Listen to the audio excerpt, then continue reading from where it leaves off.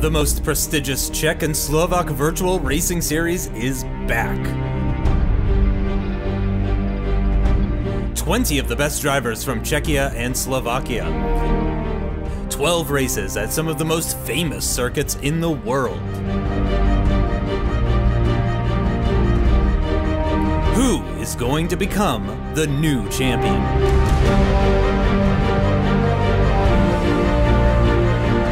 This is the Mercedes-Benz Virtual GP 2022 season.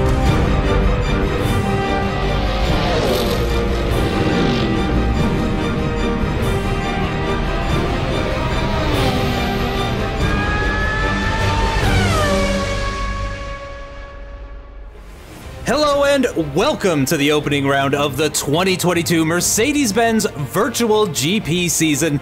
The drivers are back, the cars are back, the circuits are back, and I, Justin Sutton, am also back, and so is Chris Buxton.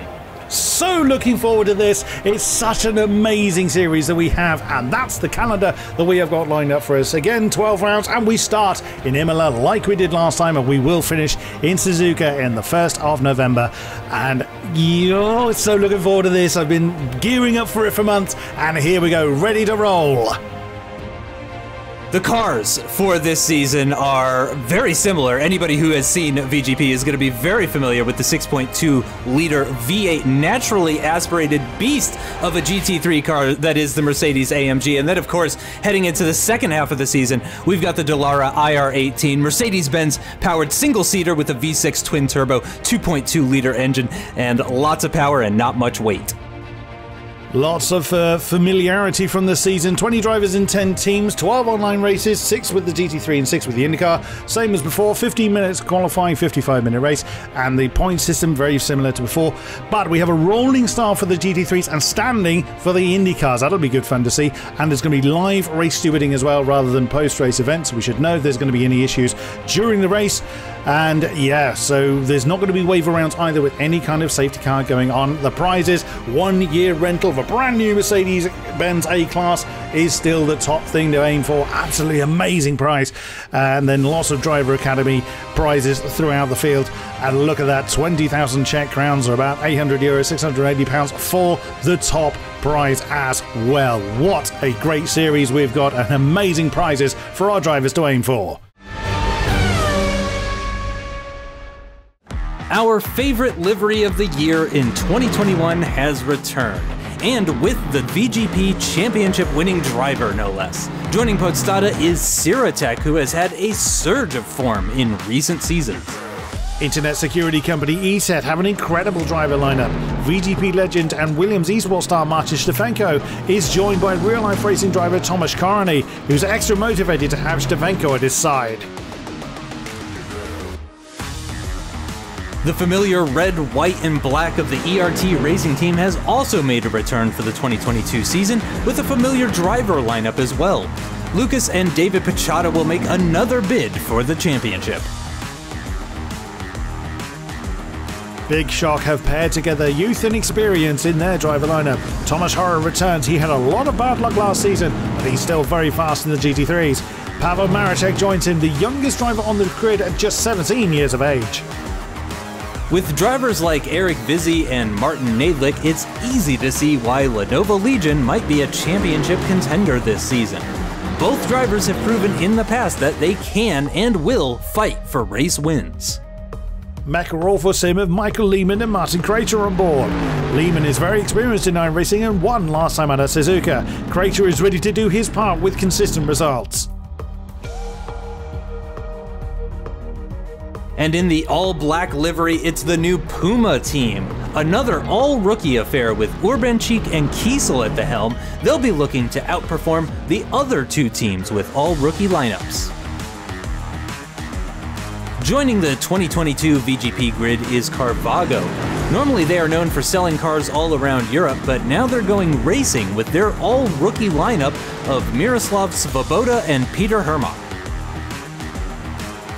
Benzina Orlen have also combined youth and experience in their driver lineup.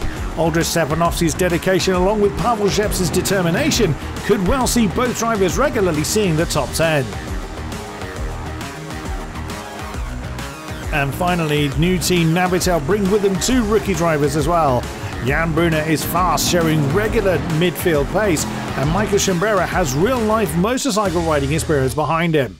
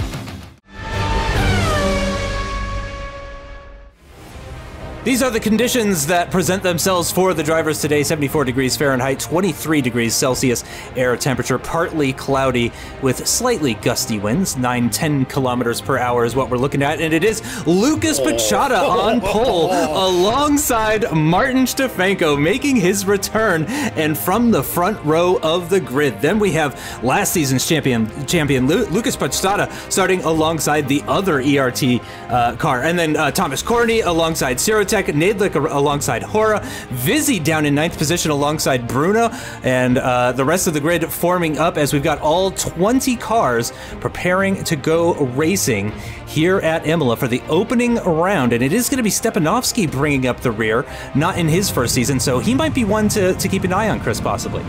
Possibly so, but he did struggle a bit more in the GT3s last season than he did in the IndyCars. Came a bit more good last time out, as we now, as you can see, get the rolling start underway. It's not a full lap here at Imola.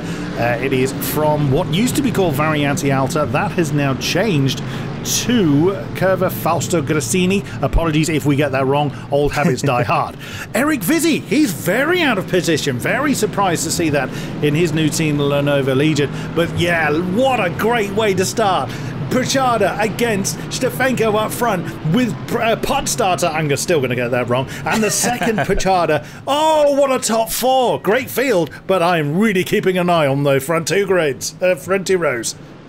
And we are racing, and it's a great start for both of the ERT drivers, actually, as David Pachata pulls alongside Stefanko. He's going to have to go the long way around the outside of turn 1, but it does look like Stefanko's got the legs on the Entropic car behind with that inside line. I think he may just be able to hold on, but it is up a position for the other Pachata brother, up into 3rd, and it is Lucas that continues to hold the lead for the meantime. Stefanko just about holding on to that 2nd place position. What a start for him, but you can see Pachata in 4th position there. He is really not looking to give in quickly. He desperately wants a podium position, I would imagine. Still lots of racing to go. 55 minutes of racing here at Imola, but it's a good, clean start from all of the cars. I'm not seeing any major issues at all through the field, Chris. Looks like everybody has survived the opening turns here. David Pachata was really keen to get on with it, but couldn't overtake before the start-finish line. That's why you saw him back off from Stefanko. I'm so glad he's back. It's a shame we haven't got Michael Smedel with us as well. There was interest for him to join the series, but sadly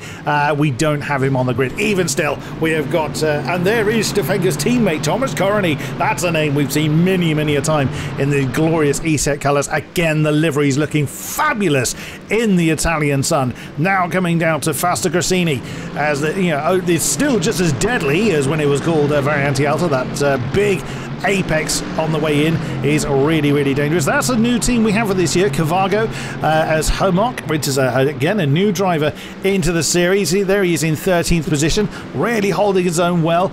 A few people have dropped off a little bit, so we've got Stepanovsky and Banchik towards the tail end of the field, now on board with the Carvago 13th position car.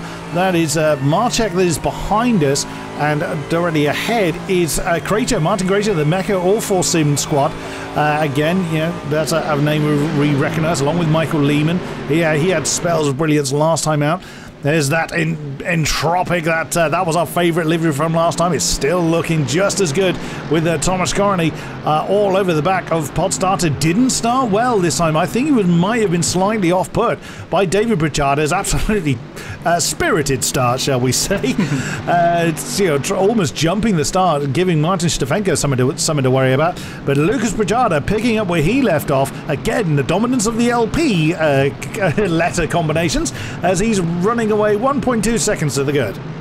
Yeah, looking really comfortable up at the front as we're already beginning the second lap now, and looking very strong is Lucas Bricharda. He's built over a 1 second lead as it stands right now, and potentially just put a little bit more practice into those rolling starts, because of course different sort of system compared to what we had last season, and maybe Podstarter just got a little bit caught off guard. If he's not careful here, he's going to get caught off guard even more by the second ESET car. Thomas Courtney, as we mentioned, having a fantastic race so far.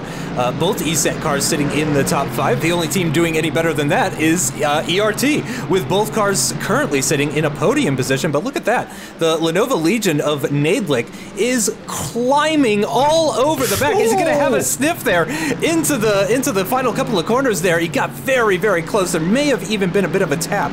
You can see Courtney drop back a little bit from Podstarter there, so I think there may have been slight contact between the two of them. But Sirotech also new to the Entropic team, but doing very, very well. Entropic also with both cars in the top 10. Sirotech firmly in this fight, starting to build a gap to Thomas Horror behind, possibly. Oh, they are so close. That Entropic car's very keen to get on with it from that lovely Lenovo Legion liveried. There's a lot of L's in that sentence, I just realised, of Martin Nadlik. Oh, as Sirotech nearly goes a little bit deep, but look at Lucas Bricharda. He is continuing just to gradually build that lead, but the fastest lap belongs to the other Bricharda, David Bricharda, gaining the fastest lap last time, staying about a second behind Stefanko. But look at this again. That is Nadlik nearly pushing Thomas Corney. The second ESET car cannot concentrate on what's going on behind. What's going on ahead of him, beg your pardon. He's got to keep an eye on this car behind him, as they are now screaming up through the long left-hander. That is up a Piratella, and then coming down the hill. It's really, really steep there. The camera doesn't do it justice to how much of a drop that is. It's enough to leave your lunch behind. Now Akku Minerali, the double right-hander. Very tricky to get right. Very easy to wander a little bit too wide. Again, they have got track limit penalties to worry about, and this is that's Eric Vizzi, the other Lenovo Legion car, having a look at Thomas Horror in the Big Shot car. He's had a really good start. Thomas Horror, again, he was a little bit inconsistent last year, and again, oh no, Michael Lehman has fallen down the field. There's trouble for Michael Lehman. He's had some combination, and there he is. I bet you what he's done. He's clouted that apex at Fausto Grassini, because that's where his incident's taking place, and that's just pitched him into the wall. Hopefully we'll catch up with a replay of that, but he's now 3 seconds behind the field, and Imola is a difficult track to make up any particular times. Lucas Bricharda reclaims the fastest lap from his brother. Oh, plenty of action going on. Podstarter again. He's not... I seem to remember last year he finished 4th in the first race and then dominated everything else. Oh, Nadlik trying to make a move on Corney, but he's lost out as a result and through into 6th position goes Sirotech. He got squeezed there, didn't he? And he lost out big time, unfortunately. It appears Lehman has stayed out. I was wondering if the damage, because there was visible damage to his Mercedes-Benz AMG GT3, but clearly it wasn't bad enough for him to warrant a pit stop, because he's still out there. Hermach now finds himself in 12th. He was already running inside the points. Remember, top 15 all score points here in VGP. So Hermach was already doing quite well in 13th. Now he finds himself up at a 12th, and are all over the back of Krejci as well. And one of the drive. Oh, look at that! And I think Krejci is going to pick up a position here. I think somebody's gone wide there, and that's a Bruna, I believe. Yeah. And if he's not careful, he's going to lose a position here to Hermach. Hermach with a better run coming out of Aqua Minerale. Is he going to go alongside into the chicane? He's going to have to go very late on the brakes. It's so difficult to go side by side through the chicane, and it hasn't worked out for him. But he did manage to avoid any sort of damage, and he's gotten a good exit here. He might be trying to get a run into the final couple of corners here, but I don't think he's going to be close enough. Yeah, he's not going to be close enough, so he's going to have to hang back for the meantime, but it looks like the slipstream has been broken ever so slightly to Krejci up ahead, so Bruna has, to Hora up ahead, so he's got a real shot here on the start-finish straight. Yeah, what a great way to make a name for yourself. Brunner being the highest newcomer to the field, but Hermok doing a fantastic job for Carvago at the moment. Yeah, I was wincing as much as my voice went high as they were trying to go side by side through Fausto Grassini, but they backed out of that one. Tamburello now. Trigado is the first part of the chicane, used to be called, and now Tamburello, the second part of it. There we see the big shot car of Maracek that is chasing them down. 3 newcomers in 11th, 12th and 13th. Doing a fantastic job there. I mean, you can't say they're falling down through the field or losing huge amounts of time. They've hit the ground running. Fantastic to see, representing their respective teams very, very well. Svoboda, the second Carvago car, right behind. There he is, next pack of 3. That's gone here, and then Shimbera in the Navitel car. That Navitel car reminds me of do you remember Sony Ericsson phones way back in the day? That's what that livery reminds me of. I had a Sony Ericsson phone. Totally. I'm old enough to remember that. Then Sheps in the Benzina Roland car. Can't see him in this particular camera shot as we're looking at the battle for 11th. Brunner in the Navitel car, the white and green flashed car. Then it's Hermok in the Carvago blue and white car, again piling the pressure on. Number 13 doing well for him, and then you've got the big shot car, those familiars, yellow and black colour scheme that we remember from last season. Now, is Hermok going to try and move again? You can get a move done down into Ravazza. You got to do it pretty early, but there's a really awkward bump just at that 100-metre point that can unsettle the cars. You've got to be ready for that. And again, Hermok is biding his time. The easiest place to do the move is down at Toza. Whoop, as there's a lag moment that causes the car to vanish out into thin air. It's really unnerving when you're following a car and it spontaneously disappears. But yeah, there's not really anything you can do about it. And that would have cost Hermok a tiny bit of slipstream, but he's looking to get close enough at Toza. That's where he wants to make the move. And look just ahead. That was, I believe, let's just figure out who that actually was. That was Kreitzer in the Mecha Awful Sim car. Oh, never mind. We'll come back to that in a second. This is what happened to Michael Lehman. Now, I reckon he's hit the apex too hard. Fausto Grassini, and in he comes. Bang! There he goes! Oh, no, not quite! That was the back of Brunner's car. So Brunner was a little bit slow. He did clout it fairly hard, but not hard enough to unsettle the car. But when he slammed on the brakes to avoid hitting the back of Brunner's car, that's what spun him round. So no, I didn't guess that one quite right. As we now jump up towards the top end of the field, what we did briefly, there is Michael Lehman. He's just gotten ahead of a Banchik in the Puma car, that gorgeous black colour scheme on the Puma, on the Puma cars. Oh, back up to 6th position. That's Sirasek being chased by a Naglik, who in turn is chasing Thomas Corney in the training ESET car. So many battles going on. I don't envy our amazing broadcast crew trying to keep up with all of it. And even with spins, we're still only 10 minutes into the race. There's less than 20 seconds separating the entire field. We're not seeing massive amounts of field spread, which, considering how many newcomers are in the season, is fantastic to see. Yeah, just down 19 seconds, just under 20 seconds throughout the entirety of the field. And of course, rookies like Urbanchik are definitely going to get faster as the season goes on, as they get more and more laps under their belts. And it looks like up ahead, potentially, nope, not going to be quite close enough, is the Entropic car. Is going to have to hang back for the meantime. But Corney is just about losing touch with Podstata, isn't he? Podstata, though, is clinging onto the back of David Pachada, and then Lucas Pachada has continued to extend the gap up at the front, now to almost 2 seconds. Oh, no! And there is the rookie Hermok in the all-rookie Carvago team going a bit off the circuit there. That's going to lose him a position, I think. Meanwhile, back up at the front, this three-way battle for 5th position continuing to develop with the Lenovo Legion of Nadlik really looking aggressive there. He has been positioning all race long like he wants an overtake. You could see just in his body language of that car that he definitely thinks he's faster than the cars ahead, and he desperately wants to get by. And unfortunately, it didn't work out so great for him before. But let's see what he can do. He runs a little bit wider, a little bit more runoff there through Aqua Minerale. That makes me think that he's maybe going to give it a go down the inside once again. He's having a look. He's got his nose up there, and he's done it. He's actually gone through on Martin Sirotek, moves himself up into 6th position, got Thomas Corney up ahead, and in fact, the Entropic is going to lose another position, I think, as here comes Vizzy through. I don't think that was meant to be a teammate move, but he defends the inside line, and I think that is going to be just enough to keep Eric Vizzy at bay. Oh, take a bow, Martin Nadley. That is so difficult to do. Going side by side through Fausto Grassini it's really very, very narrow. You can just about get two cars side by side. We've seen it a couple of times already in this race alone. However, it doesn't tend to go very well. Yeah, you do tend to have trouble on the exit, and Nadley just banzaied through it and made it stick, even with the flash of the lights from Sirotek. There was nothing wrong with the move, so if that was frustration, then that's on yourself, sir. But yeah, that was a fabulous move from Martin Nadley.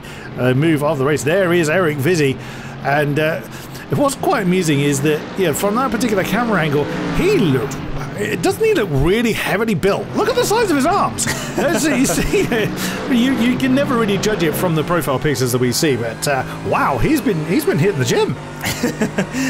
But it must partially have to do with the wheel as well. I'm not sure what wheel that it is, but it looks like something that's a direct drive and pretty sizable. No surprises there. He's got the gloves as well too. You know, oftentimes a lot of people love to make fun of sim racers for wearing the gloves, but I always tell people it's to protect the wheel. You don't want to destroy your wheel, getting your disgusting hand oils all over it and everything like that. You want to protect that, you know, many hundreds or potentially even thousands of dollars device. So, you know, it's not for your hands, it's for the wheel to protect that thing, because they tend to be pretty expensive, and that one was no exception. But the battle for fifth continues to rage on, with both of the Lenovo Legion cars featuring pretty heavily. I have a feeling that Eric Vizzi is going to try and get by pretty soon. He looks a little bit further back on this particular lap, though, and in fact, it's his teammate Martin Nadlick that really seems to be positioning himself for an overtake potentially on Thomas Corney as they come down the start-finish straight. Where's he going to have to go? Can he find the inside line? Not quite. The ESET car defends the inside. Is he going to look to the outside, or is he just going to take the racing line and then possibly go for it somewhere else? The ESET car does a great job of defending that one, and Nadlick has to hang back for the meantime, and I don't think he's gotten the run through Tamburello in order to mount an attack into Tosa or anything like that, so probably going to have to wait until next lap, I think, Chris. Yeah, you need a mistake at Villeneuve, really, to make a Tosa move from this far back. I mean, he doesn't look far back as far as the naked eye is concerned, but you've got to bear in mind, of course, this is all single make series. Yes, they have some minor subtle setup differences, but there's no one car's got any more power than the other. Gearing differences, sure, the talent of the driver is the biggest differentiating factor, so making a massive lunge from, I don't know, 2-3 tenths back is almost never going to work. So you've got to be very, very careful. You've got to force the mistake on your driver ahead, or as on the inside line, well, what will be the outside line, heading up to Fausto Grassini. No, that one gets closed off. I love the fact that our top 5 teams all begin with E. So ERT, ESET and Entropic occupy the 5 steps. Oh, never mind about that, as now side by side coming down towards Ravazza. Can Nadley make it work? He's on the inside line. Oh, on the Entropic! The second Entropic car, Sirotek, trying to get in on that one. And there we go. That is 5th position now to Lenovo Legion. Just completely destroyed the point I just said about the top 5 being E's. Thank you very much, Martin Nadley. But that was a great move. He set that one up. He forced the slightest error from the ESET car coming out of Fausto Grassini that he's now looking to correct. Is he going to dive to the inside line coming up to Tamburello? No, he opts not to. And I don't blame him. There's a medium speed corner, and plus he's got the Entropic car of Sirotek right behind him. So if he makes a mistake, he knows he's losing that position. As it looks like Stepanovsky in the Benzina Orlan car, he was in the Big Shocks team last season. Looks like he's had the trouble and he is in the pits. We may have had our first victim of the race. Yeah, I saw that he had dropped back a sizable amount in a short period of time just a couple of laps ago, so I think something has befallen Stepanovsky, unfortunately, because I did see that he had lost a pretty sizable amount of time. But continuing to focus on this battle for 5th, and you know, I did notice that the Entropic of Sirotek moving to the inside as they got down in towards the first chicane, but I wasn't sure if that was a move on the ESET car or if he was actually defending from the Lenovo Legion behind, because of course these 4 cars are so compacted, especially at certain points in the track, especially down towards through the first corner and down towards the first chicane and all of that.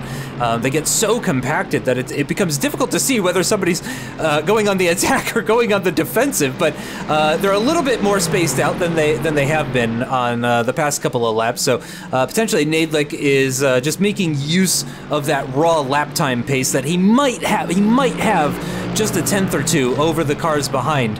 And that might allow him to just start to break away. He hasn't been able to quite, and of course, the ESET car of Corny is going to be picking up a slipstream all the way through this flat-out section, because it's not really a straight, is it? It's not quite straight, but it is a flat-out section all the way down towards the chicane. And again, he does seem just a little bit further back this time than he did a lap ago. Very true. And this pack, I would not want to be leading this particular pack. No. If you want to lead the race, you want to lead it without anybody breathing down your neck. You want the uneventful race, just to follow your line and hit the mass. We as spectators and commentators don't. We love screaming about it, and we hope that you and watching along enjoy it as much as we do. And we certainly love when all the action is hot, and this is one of these races that's really, really intense. Look in the background as well. I've been keeping an eye on Martin Krejci. That mech of awful sim car has been popping up in the camera a few more times, so I think he's gaining. I'm keep an eye on the gap between himself and Eric Vizzi. What is it now? About 2.7 seconds there or thereabouts. So I'm going to keep an eye on that as well. Lucas Pachada, I think he might have made a little bit of a mistake at one point. Stefenko just dipped under 2 seconds behind the race leader, but at the moment they're just kind of minding their own business up front. This is certainly the tightest fight we've got as far as positions is concerned at the moment, although saying that, a little bit further back, Maracek, Bruna and Hermok are still involved in their fight for 11th.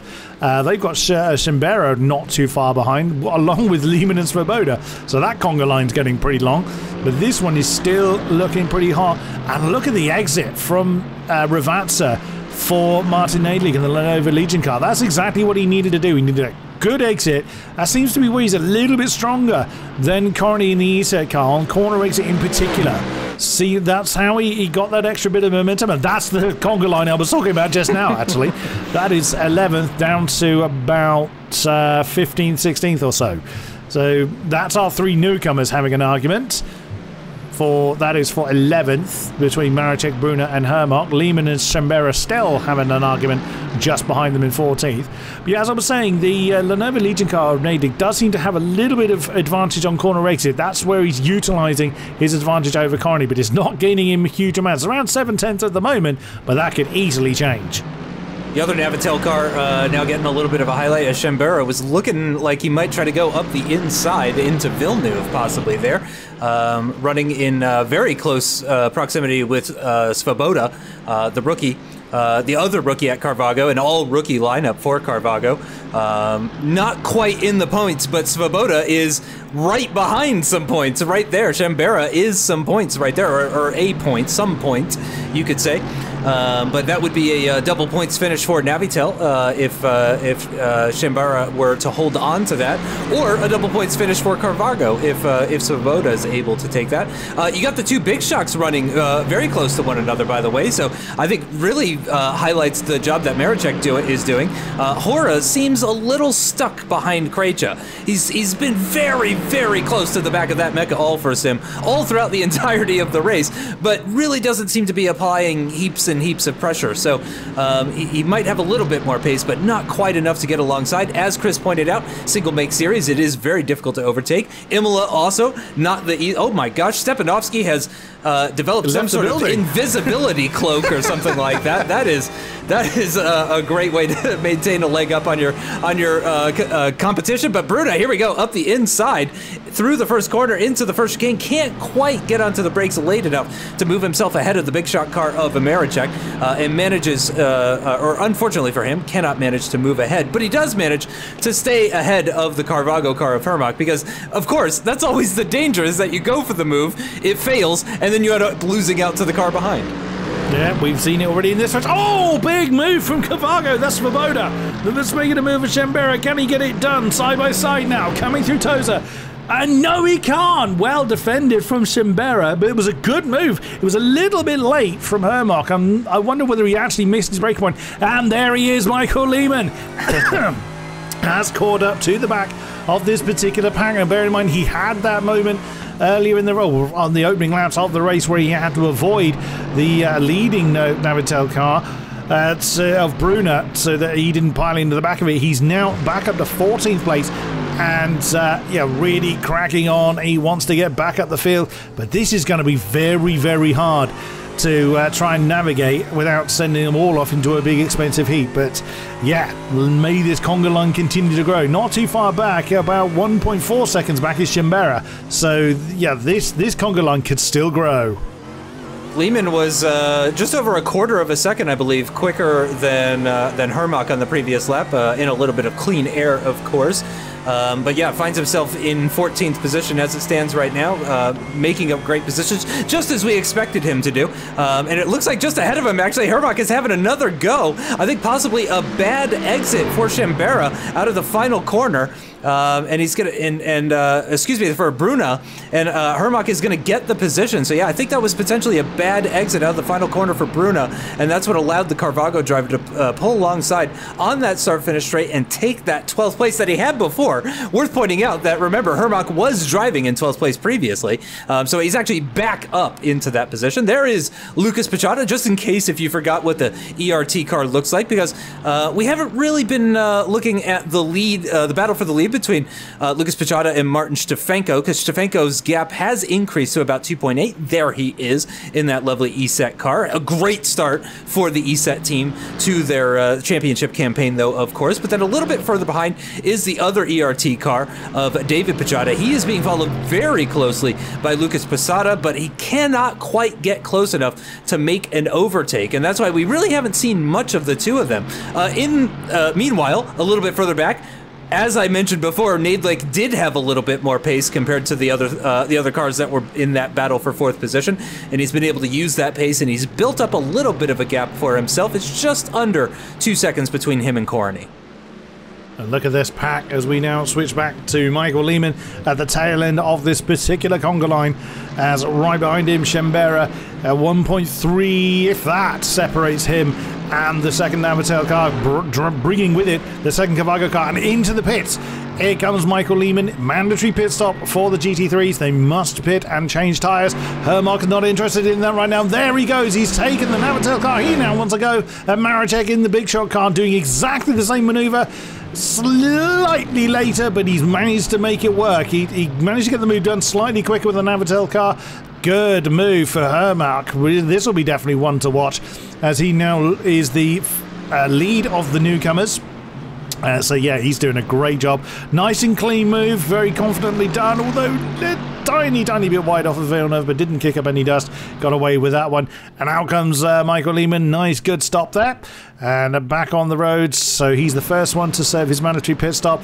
I suspect someone's going to rely on someone else putting the trigger before they themselves come in. You'll see a mass exodus into the pits of all of these drivers, rather than following Michael Lehman's example. But it does mean Lehman is not in traffic. If he felt he was being held up by anybody, such as that pack he was gaining on, he might have opted to pit early because of it. Now, we don't know what tyres they're running, whether they're starting on the harder ones or going to the starting on the softer ones, we don't know.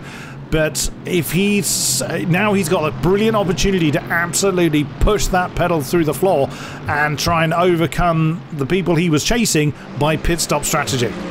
Yeah, 20 seconds of clear air up ahead of him. Meanwhile, the battle for 5th has become the battle for 6th, and Thomas Corney is going to have to seriously think about defending from the Entropic car as Sirotech gets closer and closer to the back of that Mercedes-AMG GT3 car. They're going to be side by side through the kink here. Inside line for the Entropic. He's going to continue at the inside line as they get into... No, in fact, he's made the move before they got into the braking zone. Very nicely done. Once again, I wonder if that was just a little mistake for Thomas Corney. You can see a bit of oversteer there as he comes through Tamburello. So possibly the best of these tires are well behind Corney. Possibly, who knows? He was running fairly closely to the back of Martin Nadlik for a while, which could have potentially contributed to the destruction of these tires. But you can see he definitely is struggling, isn't he? Yeah, the best of those tyres have well and truly been banned, so I would expect to see Corney into the pits very, very quickly. Now, these teams, as a reminder, do not share pit boxes. Everyone will have their own pit box as far as the game is concerned. Yes, I called iRacing a game. I can hear all the screams from the iRacing fanatics saying it's not a game, it's a simulator, but there we go. I've said it. A game is easier to say. But so I would expect to see Corny in fairly quickly. I'd expect to see vast majority of the field coming in the next few laps to get their pit stops out of the way. Especially, like I say, like Lehman was, if they feel like being held up. I would imagine people are just concentrating on their own race. But like I said earlier, I'm thinking that most people are going to want to pit with the pack that they're in. But Corny may buck that particular trend as he was very clearly struggling. And there you saw it again. Coming into the first part of Ravazza, that car is just sliding and does not want to behave itself. Does he come in? No, he's opting not to. Again, he's probably keeping an eye on the pack around him. He doesn't want to lose any time to anyone else around him, although I suspect he's losing time because those tyres are not biting properly whatsoever. So he'll be losing time in that particular regard. Either way, he's still obviously choosing to continue. Svoboda in the training Carvago car has come in. So, yeah, that's a tyre change going on for him. He was with Sheps in the Benzina all-in car, so he's left that particular battle. I would have thought Corny would have been in that time, but I reckon he's going to pit with the pack he's in. He doesn't want to lose any time to them, so he's pressing on. Hopefully he doesn't end up throwing himself off the road.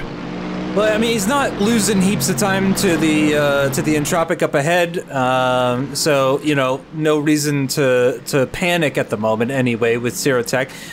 Vizzy is breathing down his neck, no doubt about it, but I don't think is too aggressive to the point where he really needs to worry about it too much. And yeah, so I'd be very interested to see if Courtney comes in before everybody else, because he just seems to be struggling that little bit more with the tires compared to the cars around him. By the way, Svoboda has come out 5 seconds behind Lehman, which I think is quite a sizable gap compared to the pre-pit stop phase.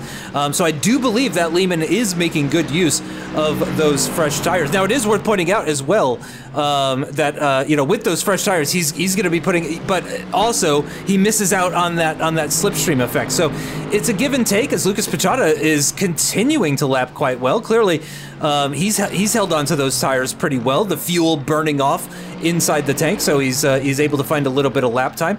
And he's now built that gap up to 3 seconds in, let's be honest, not the most exciting battle for the lead that we've ever seen in VGP, but that's just because we have such high standards for, here at this series. But Shchevenko is definitely keeping him honest. I mean, one trip into the gravel, and that's the lead gone. Yep, absolutely. There is the beautiful beard that we observed last time. And again, doesn't rival the mighty Sutton beard. I will put that one out there. But yeah, Lucas Pichata's still the face of concentration. He was so focused on what he's doing, and it's really paying off for him last time. But he started the season as he did last year, if I recall. Fairly short pod starter, was 4th last season in Imola. So repeat, almost a history repeating itself as we cut back to the now battle for 7th. You can see Corny, he's now starting to lose time. You're saying he wasn't losing too much time to Sirotech earlier, Justin, which he wasn't up until now. And again, the tail of that ESET car getting very loose coming through Acca Minerali. He's really struggling. He needs to bring that car in. Those tyres have had it. I'm actually really surprised that Lucas Pichata is maintaining the pace he is still. No one seems to have told him that his tyres are fairly worn out. He's carrying on along his merry way. So, continuing the whole LP winning streak from last season. Eric Vizzy, I would say, certainly if I were Eric Vizzy's race engineer, I would tell him do the opposite of whatever Corny does. If Corny comes in right now, I would tell him to stay out, and if he stays out, I would tell him to come in, because I do think that Vizzy has a little bit of pace over that ESET car ahead of him, especially with the condition of those tires. But also, when you come in, of course, the tires are a little bit cooler. It takes a little bit of time to get back up to temperature and all of that kind of stuff. So, it's very possible to do an overcut, again, especially with such low fuel on the car and all that kind of stuff. So, yeah, it's definitely possible. So I'm surprised Vizzy isn't trying something like that, because there is now a 2-second gap between Sirotech and Corny. Again, it wasn't that long ago before since those two were lapping pretty much identically, and now he's fallen off quite a bit. And Vizzy, again, not the most aggressive of drivers. I would say if you're not going to do it on track, which is difficult to do at Imola, do it in the pit lane. Go ahead and dive in. We're in that phase of the race anyway. But he may not be interested in interrupting his strategy. Of course, these drivers are coming into this race. They've got a strategy in mind that they want to run, that they probably know to be the fastest strategy around this track. And they get concerned about any sort of deviation and that sort of stuff. Thomas Hora potentially into the pits now. He's got the flashing pit light thing there. You can't decide whether he's in the pits or not. No, I'm not entirely sure what's going on with the big shot car at the moment. I assume he's still running though at the moment. Yeah. Yes, yeah. Based on what was going on between the gaps between Krejci and Hermach and their locations and everything, I assumed that was the case. Lucas Pichata continuing to lap quite well on those now over half-hour-old tires. Yeah, no one's told him that his tyres need changing, but he's carrying on nonetheless. Sheps has been in the surviving Benzina Roland car, so that will drop him to the tail of the field. Vizzy still staring at the back of Thomas Carney. As you said earlier, Justin, that gap there, and there is the Entropic car at the bottom of the shot. Whoa, that's late from Vizzy.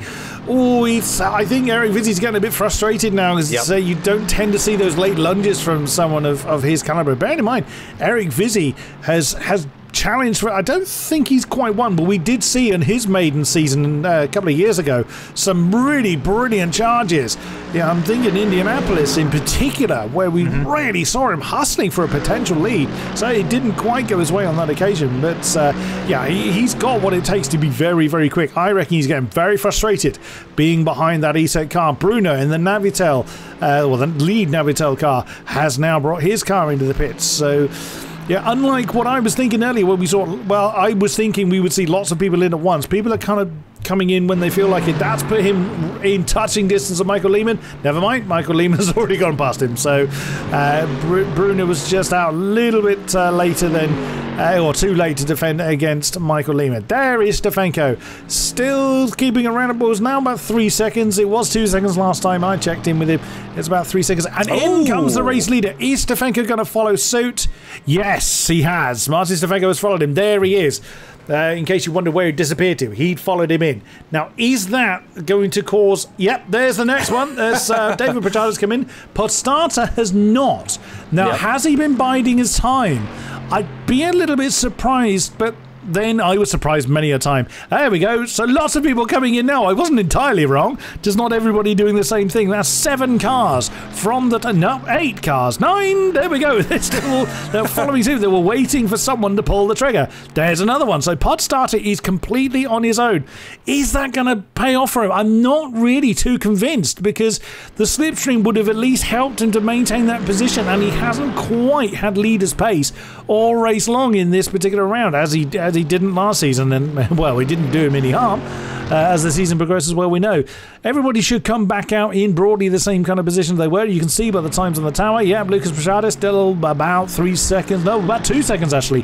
Stefanko was a bit quicker in the pits. I think Stefanko was a bit later on the pit lane limiter, and we didn't see a penalty flash up. So it looked like Lucas Pichata was a little early getting onto the pit lane limiter. There, David Pichata has lost time. He's 8 odd seconds behind Stefanko now. Carney is steady. That's so Carney and Vizzy have swapped. So now the Lenovo leader car ahead of the ESET car, but Carney now with renewed determination, and probably a car that's now behaving itself, really looking to hustle for that position right ahead. Nadling and Sirota continuing their argument for 5th position. So the battle should broadly continue where they left off, but now with cars that are going to be a bit quicker and a bit more well behaved. I'm impressed by Vizzy there. That is quite the move during the pit stop phase to get that move on Thomas Corney. Really impressive. Corney, though, all over the back of him. He seems personally insulted on losing out on that position. He's saying, "How dare you? I cannot believe you have taken that spot from me." Seems personally upset, but yeah, you're exactly right. I think Stefanko and Podstata has come into the pits. I wonder if that's just a fuel limit thing. That's just how many laps these cars can do, and I wonder if Podstata was holding back and saving fuel, and that's how he was able to do 1 extra lap. We'll see where he comes out relative to all of his competitors, as Lucas Pichata, of course, retakes the lead, but we're going to find out where he comes out relative to David Pichata Puchata, because that's what's really interesting here as they come down the pit lane, down the start-finish straight. He's already out. There he is. Oh my goodness, he has done a hell of an overcut there, has Puchata. Look at the gap that he has. It's over a second and a half between himself and David Puchata, and he's got slightly fresher tires. I think David's tires will be a bit more warmed up, so he might be able to close that gap down, but then Puchata is going to have, you know, slightly healthier tires compared to the ERT behind him, and I think he might be, like Lewis Hamilton before him, I think he might be sneaking a podium here on the opening round and just to everybody's surprise. He's not a champion for no reason, is he, as Puchata? Wow, he got that brilliantly timed. I didn't think he was being maybe he was being Oh! Who was that? Alfredson, I think. Ah, that was Kreitzer. Yes, I was just thinking, no, please tell me that wasn't Lucas Puchata. That livery is very similar to the ERT one, so that's what made me think of that. But no, that was indeed. And there it is. Just to calm my nerves. That is. Oh, that's reshapen. You've hit something, Mr. Kreitzer. That bonnet shouldn't be poking in that kind of direction. So you've had a very bad day. There, look at that. The right side of the bonnet is. Well, that's some angry reshaping going on his Mercedes. Sirotech still nailed to the back of Neidlich. That battle for fifth is continuing apace. Impressive stuff from Sirotech to actually close that gap back down. It looked like Neidlich really just had the legs on the rest of the drivers involved in that battle for fifth position previously, but credit to Sirotech. He's really doing a great job of keeping Neidlich honest. I'm sure he desperately wants that top 5 position, especially with the ERT team scoring so well. He is going to be really, really keen to try and pick up as many points as he can. Vizzy, of course, has sort of been unleashed now as well, and you can see him just in the background there, just a couple seconds adrift of Sirotech as well. So maybe that's what's lit a fire underneath the rear end of the Entropic driver, because maybe Sirotech is worried about Vizzy possibly catching up to him now. Now that Vizzy has made an overtake and knows how to do it here at Imola, he might think it's only a matter of time before the experienced Lenovo Legion driver catches up to the back of him. And what's going on with, was that Hora? I think I saw dropping down a little bit. Maybe we'll get a replay of that. Yeah, Thomas Hora has had a big moment. He's now down in 15th. He was in a real strong position for Big Shock, and he has plummeted down through the field. There is Michael Lehman still now looking at a top 10 finish from being last and facing the wrong way. Wow. In the beginning part of the race.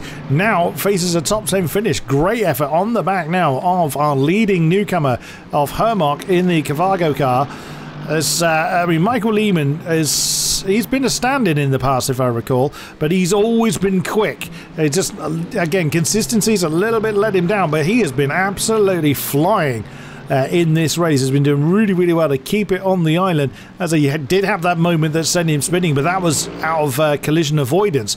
And you can see, as you pointed out earlier, Justin, that tiny bit of damage. Oh, and that was a big of a tail whack from Hermok there. There is definitely a bit of damage there. You can see it on the right-hand side there. Yep. The bonnet should be plush. It's not. It's he's got like a small air scoop going on. That's going to be doing his aerodynamics absolutely no good whatsoever. Even just that small alteration won't be it won't be helping, certainly. At the moment, it's just, well, it's probably not doing anything as he's in a bit of slipstream. But even still, Michael Lehman pressing on. Oh, and some weaving from Hermok there. That's allowed. Lehman's not close enough to make a move. He's just trying to break the slipstream to the Mecha Alfredsson car behind him, and it's good to see he's already giving it absolutely everything on this opening round. He might be a rookie, but he wants to do everything he can to try and defend this 9th place position from Michael Lehman, who again is an extremely quick driver. As gained essentially 10 positions after dropping to last in the early stages of this race. But as you said, really, that was kind of out of avoidance more than anything else. He holds a little bit of a tighter line there through Tosa. I don't think it's going to do anything for him on the run up towards Piratella, though. Certainly not a traditional overtaking location, shall we say. But he does close right up to the back of Hermok.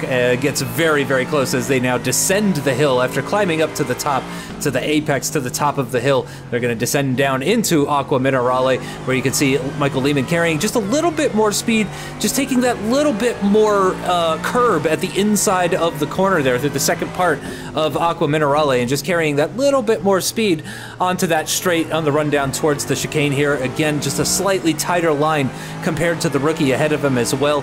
But yeah, you're exactly right. He was in the same kind of boat as Thomas Hora last season, where he had really good pace, but what we wanted to see from him was a little bit more consistency. And I have to say, in the opening round of 2022, it's very much the same sort of complaint for both of them. If they both have incredible pace, ability to overtake and cleanly, which we always appreciate in VGP. But yeah, just if they could avoid any big mistakes. Here we go. He's got a heck of a run here on Hermach. He's going to look to the outside. If he can brake late enough, he can get the inside line through the second part of the chicane. He's done exactly that. He carries that line up onto the curbing. Slight contact maybe between the two of them, but I think very expertly driven from both Lehman and Hermach there. And I always like to point out that, it takes two to tango, and anytime we see these drivers making these kinds of incredible overtakes, it's worth remembering that the driver that's being overtaken has to have an equal amount of respect, and that's exactly what we're seeing in the opening round here of VGP. That was brilliantly driven from both of them, exactly as you said there. Now Brunner has joined this particular dance. Oh, here we go. It's that both Navitel cars have just gotten into the line, and both Carvago cars, actually, as Shimbera is now trying to challenge the big shot car of Thomas Hora following whatever incident that Thomas Hora has been involved in. I think Hora overtook him, and it hasn't updated yet on the standings. Well spotted. Yes, that is Shimbera. Yeah, so Shimbera is now down to 15th. So yeah, the graphic's slightly incorrect there. So yeah, the big shot car now ahead. Oh no, that's Maracek ahead. No, beg your pardon. Thomas Hora's behind. So yeah, that's me getting confused. I beg your pardon. That's Maracek he's chasing. So that's actually Shimbera is Hora had his issue that's dropped into 15th, and now Shimbera is challenging for 12th from 13th from Maracek. So he's doing what he can to try and elevate his position. Good effort there. Not quite paying off just yet. Oh, the Navitel car needing a bit of correction coming out of Rivata. That's going to cost him all crucial momentum. Yep, I was just thinking of this particular gap. I was keeping an eye on Naidleek and Vizzy. I beg your pardon, Naidleek and Siratek for 6th position. Vizzy's not that far behind. He's, 3-ish seconds back. And there is David Prachada. So, no, it isn't. That's Martin Krejci. Beg your pardon. Prachada is 10 seconds out of the road. Beg your pardon. So, again, I've muddled up the Mecha All-Force Sim cars and the ERT cars again. Twice I've fallen for that one, and I'm sure that won't be the last time I do that. Pod starter, very much... well, he's fairly comfortable there. He's got 1.7-ish seconds between himself and Dave Prachada. He's just minding his own business somewhat. 10.5 minutes remaining, and there's still plenty of battles to go. What have we got a replay of? This is Siratek. What's he done? He's chasing off after Naidleek. There's the back marker I was talking about earlier. Inside manoeuvre. Oh, is he left that a bit late? No, that got a bit uncomfortable. The Entropic car getting a bit squiggly, but that was a good move. That was quite a big lunge. It was. So fair play for making it work. And Siratek up into the top 5 with that late race maneuver. I'm sure the Entropic team is going to be very thankful for that, as both their drivers now into the top 5. Lenovo still with 2 drivers in the top 10, but I'm sure they would love to be mixing it up more so in the points-wise with the ERT and ESET and Entropic teams. So I'm sure they'll be looking to improve in later races as we progress our way through this 12-race season. 6 races in the Mercedes-AMG GT3 car, and then of course we've got the single-seaters with the Mercedes-AMG V6 engines, and really looking forward to that one. It's been thrilling ever since we made the switch to iRacing. I think the series has really benefited. It's been fantastic racing all throughout the seasons, and I think this may be our best lineup that we've had so far. Like I said, this race maybe in terms of the lead has been a little bit more tame compared to what we've seen in recent seasons. But that's just all credit to Lucas Pichota, who is driving incredibly well, just marginally better than Stefanko on his return. Oh, and that is Bruna, who has gone off, and that looks like that's at Piratella. Yep, that is indeed Piratella, the very fast left-hander. Is where he's lost it there, but he has managed to keep it out of the barrier, and he's gonna continue on in 11th position. Thankfully, he had a fairly sizable gap down to Svoboda in 12th position, but he can't be making any more mistakes like that with 8 and a bit minutes remaining.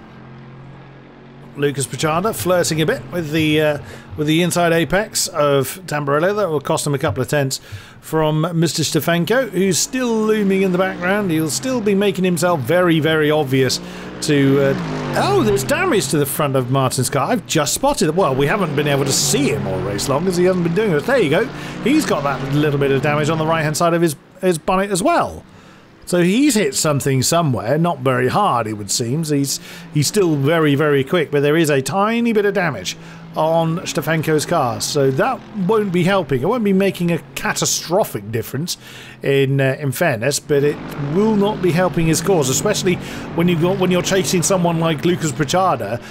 Any minor disadvantage is going to be so hard to overcome, even for someone of the ilk of Stefanko. You know, I think the ERT team and Stefanko and Pichota, I think they've unlocked some sort of increased pace, because these lap times I've only just clocked are incredible from the top two. A 141.2 from Lucas Pichota on the previous lap, a 141.4 from Stefanko on the previous lap. I mean, these are almost a second quicker than what we're seeing from the very quick midfield as well. So I have to say, I'm really surprised about that one.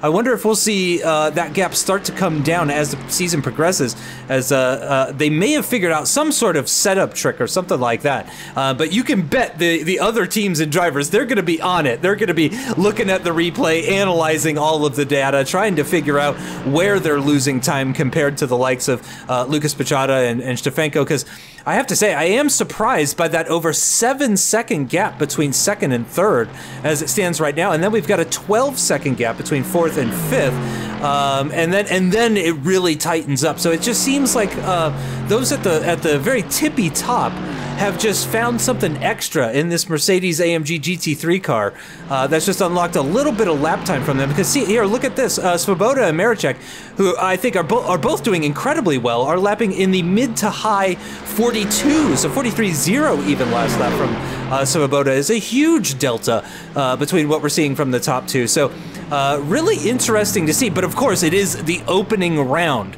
so we're gonna see that kind of stuff. We're gonna find out, you know, who's been able to find out secrets over the winter from one season to the next, and Stefanko has had more than just a winter actually to hone his skills and setups and everything. So I guess I shouldn't be too surprised to see him hitting the ground running.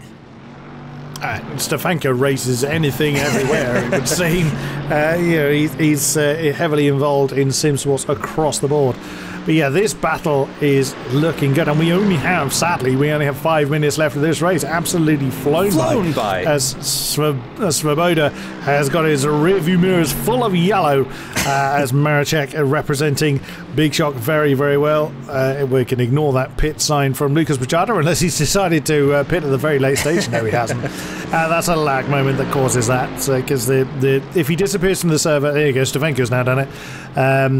The game doesn't know where to put them, so it assumes they're in the pits. So then they reappear in their correct spot, and all is well. So that's why that particular happens. And I'm looking at the Carvago car of Svoboda. I reckon he's closing in on Bruna. So this is going to get interesting before that checkered flag falls. Well, it's been interesting all race long, frankly.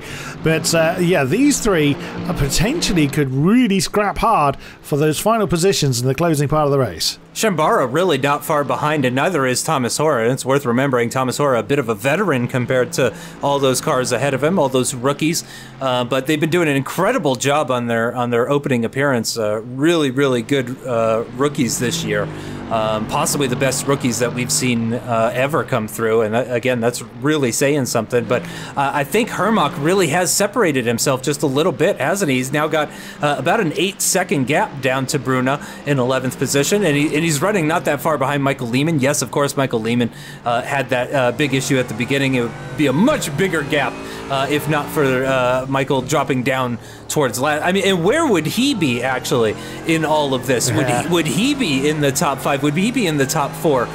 It's very difficult to try and predict, to try and suss that out. That's something that's going to have to wait until round 2, I'm afraid. Yeah, I think Lehman has certainly got pace to be challenging that top 5 positions, as you say, Justin. We can only surmise on where he would be were it not for these early issues. But either way, we still have some battling to conclude as Maracek still stares at the back of Svoboda, who in turn is staring at the back of Bruna and is for 11th position. So the rest of the field are kind of minding their own business. Stefanko's made a mistake somewhere. He's dropped to 5 seconds behind, or near enough, from Lucas Pichada. So even the mighty Stefanko not immune to mistakes, but he's got a pretty comfortable gap back to champion Podstada, who, David Pichada hasn't been able to do anything. That's still around 1.4, that gap. So he's been able to keep the gap roughly where it is post pit stop, but he's not been able to close in on him. And Podstada, even when he's gotten clear of David Pichada, there's that combination again.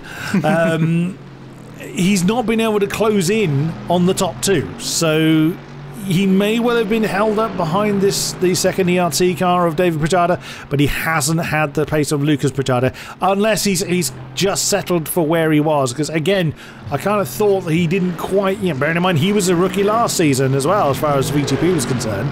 Great point. He was a debutant last season, and he went through and won it. So, yes. But he wasn't.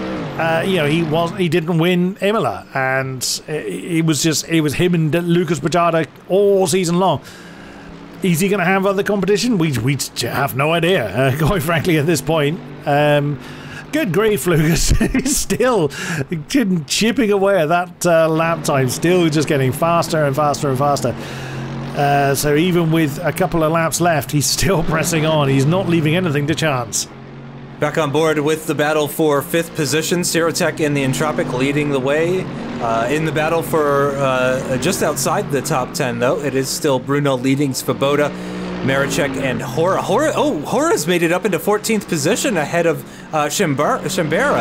I don't know when that has happened, but he's moved himself. He's going to get an extra point or 2 as a result of that. Remember, it is the top 15 that score points here in the Mercedes-Benz Virtual GP in this 2022 season. We're into the final minute now. I don't know where Lucas Pichada is currently on the circuit, but with a minute left on the clock, really not much time remaining, and that gap to Stefanko has grown significantly, and I have to say the gap between Podstada and Stefanko is shrinking, because I noticed you mentioned before that gap, and it has come down a little bit, so I do wonder if Stefanko, and look at that gap, it's continuing to grow. And I wonder if Stefanko is running into some sort of issues, if he's realized that he's under-fueled maybe, and he's having to lift and coast on the straights or something like that. I mean, thankfully for him, he does have a sizable gap. It's about 5 seconds, give or take, down to Podstada in the final podium position. So he can afford to do a little bit of lifting and coasting and fuel saving and all that kind of great stuff. And there is Lucas Pichada, and he is starting the final lap of this race.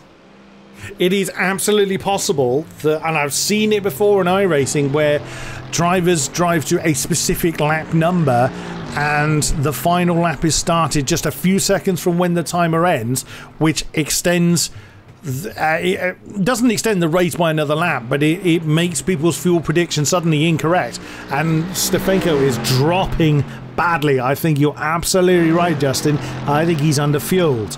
There's no way, unless Stefanko's hit something, and he's suddenly carrying a lot of damage, which, I mean, we won't know until we see his car. If his car is in exactly the same shape, and it's way too far back from that camera angle to see, then he's under-fueled. I reckon he's under-fueled, which Yeah, he would have been.